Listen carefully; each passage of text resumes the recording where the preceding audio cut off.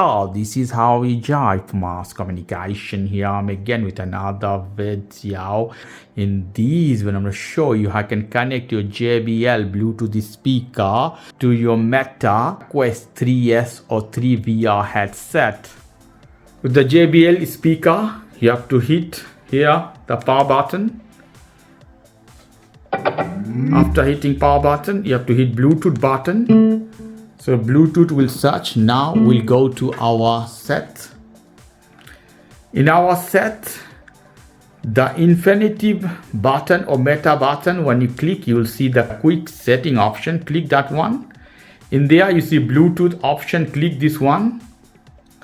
You hit for scan. It should appear. Let's see here, JBL. Pair. Here you see JBL 4. I hit for pair. Pairing is done. I hit done. Is done, is connected.